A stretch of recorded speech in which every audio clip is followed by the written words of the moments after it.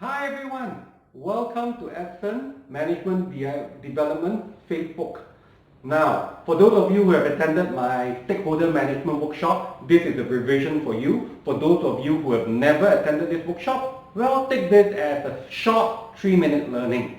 Now, for those of you who have attended the workshop before, remember, stakeholder is anyone or any group of people with interest, right, to whatever you are doing. It could be a project, it could be a task. As long as they have an interest, they are a stakeholder. Please remember, stakeholders consist of more than internal and external people. Meaning, it could be anyone out there. As long as they have an interest in whatever you are doing, they are considered a stakeholder. Now, in normal workshops, what happens is they tell you stakeholders is about power and influence. But remember, in my particular workshop, I covered a lot more things. And remember the 3-dimensional grid that we wanted to do. One is on power, then interest, and then we talk about their attitude. So it's about power, interest, and attitude. It's a 3-dimensional sort of graph that we did. So I'm going to cover all this again so that you remember this and you take it back and you implement all this in your particular workplace.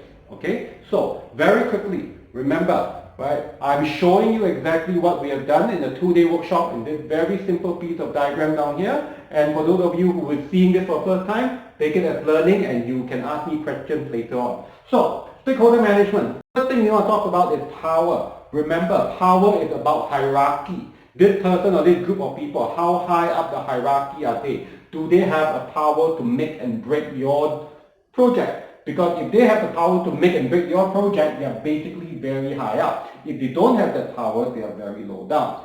Now, the other part that we talk about is interest. This is the key second element, which consists of 3 key components. Second element, 3 key components. Now, in particular, interest. What do you mean by interest? Are they interested in your task, in your project? Whatever it is, remember, it's not just about the interest, it's whether they will take action or not. So, a few components that we need to remember here is this. What kind of value do they associate with your particular project? Meaning, how important is it to them that your project is successful or your project fails? You need to remember that. Second part is action. How willing is this group or this individual willing to take the action to do whatever he or she needs to do to make sure your project is successful or a failure? Next thing is proximity. How close are they to this particular project? Meaning, the nearer they are, the more likely they are, well, for lack of a better word, kacau you lah, right? If they are far away, it's less likely that they will disturb you. Okay? For those of you who do not know the word kacau, it means disturb. So, this is something that we need to think about. Now, once we have mapped this 2 in a, 2x2 grid, what you need to figure out is the individual's attitude. When I mean attitude, how he or she feels about that particular project. Are they interested or not interested? Okay? Because if they are interested, that means they like to see this project succeed or not succeed. Well, interested, not interested. Okay? So, if they like to see this project succeed, we are likely to see, high interest, you are likely to see them down here. Low interest, you are likely to see them down here. However, if they like to see succeed or not, that's where the attitude comes. Remember, I said 3 things, right? Power, interest, attitude. Okay? So let's see whether they have, well, a positive attitude about your project or a negative attitude about your project. First thing, ask yourself, how supportive are they? Right? Do they support the project? You need to ask yourself this question. The other thing that we need to see is receptiveness. How receptive? What I mean by receptive here, are they receptive to new information? If they are receptive to new information, you may be able to change certain things. If they are not receptive to new information, that means you give them emails, they don't open. You send them a report, they don't read. You call them to come for a meeting, a scheduled meeting, they don't even turn up. They are not very receptive of new information.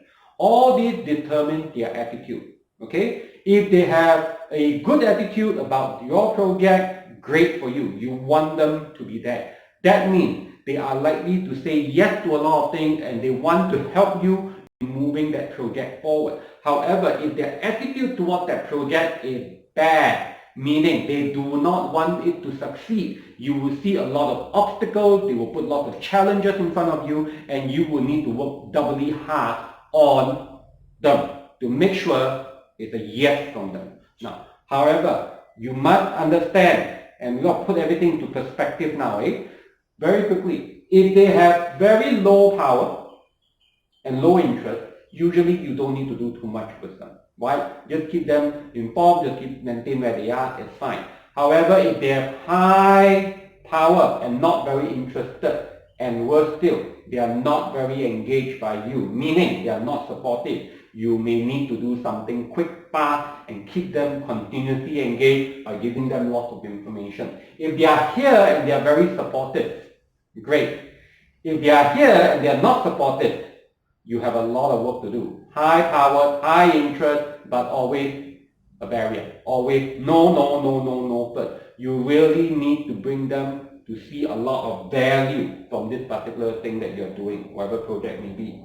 Now, if they are here, high interest but low in power, and you will see a lot of these people here, especially those whose jobs are being affected, their tasks are being affected, but they have no say in it. These people, please keep them engaged, okay? Keep them engaged. The more informed they are, the more likely they are to help you. The less you inform them, the less likely they are going to help you, and they will put barriers in front of your work.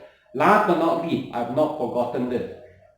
If everything fails, there's another element that you can consider. That is called the influence, the influencer, the fact, the detail that will influence them, the person that will influence them. So if you've got a very negative person out here, poor attitude about your project, you may want to use an influencer to help you, okay? Help you change their mind about whatever you're doing. So with that, very quick overview, very simple overview. If you've got any questions, please feel free to ask. I will do my best to answer whatever questions that you have, even if you have not attended the workshop. So if you want to attend the workshop, please ask my team for more information. With that, thank you very much and have a